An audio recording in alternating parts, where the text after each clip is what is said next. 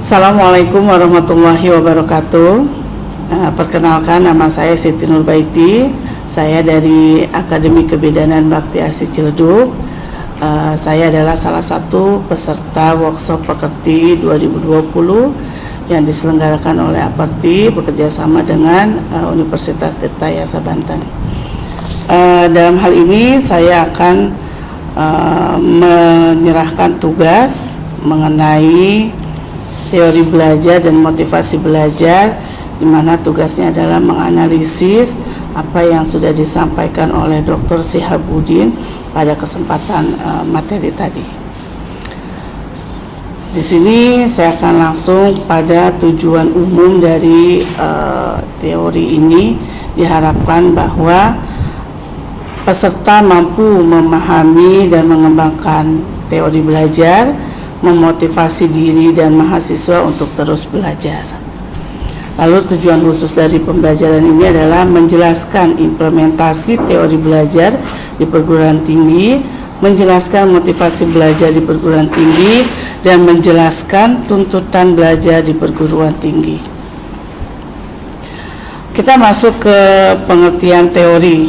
Secara umum, teori adalah analisis hubungan antara fakta yang satu dengan fakta yang lain pada sekumpulan fakta-fakta yang disusun secara sistematis, logis atau rasional, empiris atau kenyataan, juga simbolis dalam menjelaskan suatu fenomena. Lalu belajar merupakan aktivitas sadar dan menetap yang dilakukan oleh manusia sebagai individu dalam berinteraksi dengan lingkungannya, yang mengakibatkan perubahan perilaku meliputi perubahan sikap, pengetahuan, dan keterampilan.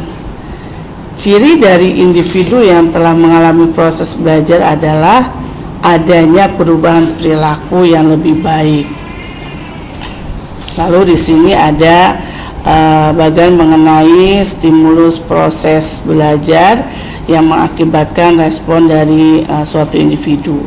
Di sini adalah belajar adalah sebuah perubahan perilaku di mana stimulus sebagai masukan dan respon sebagai keluaran yang dapat diamati.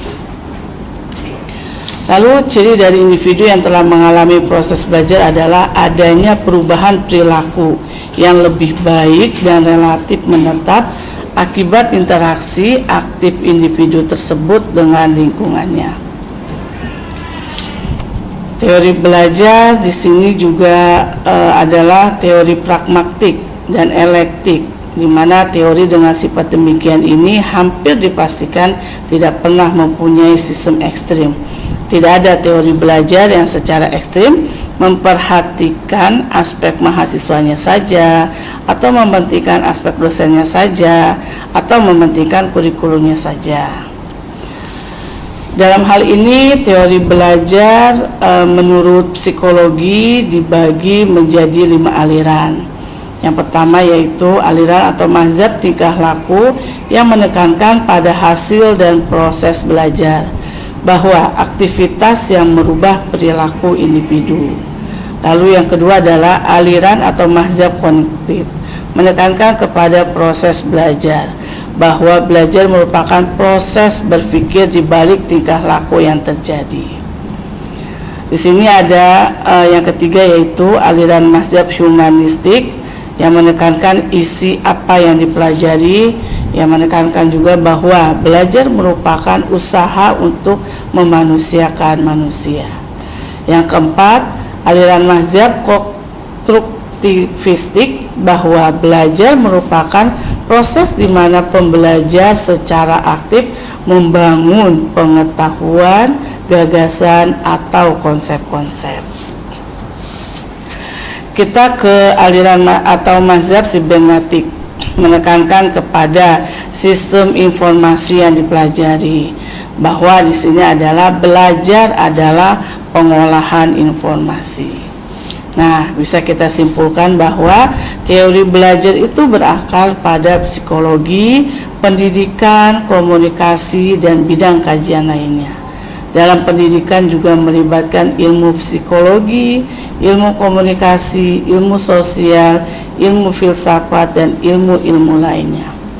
Dan di sini bisa kita simpulkan bahwa tidak ada satupun jenis cara belajar yang ideal untuk segala situasi.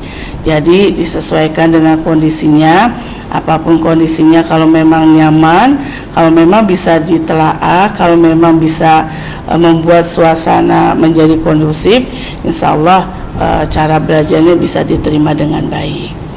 Ya, demikian saya rasa apa yang sudah saya sampaikan, tugas untuk membuat media pembelajaran melalui video. Saya ucapkan terima kasih atas perhatiannya. Wassalamualaikum warahmatullahi wabarakatuh. Udah, Bu? Kok dimanggil dia ya? Enggak, manggil dia lagi. Mati dulu, itu nggak ada mobil. Enggak apa-apa, katanya mau disetting sama dia. Iya, udah. Ini lu mau pakai ini? Oke. Hah? Mau pakai ini enggak?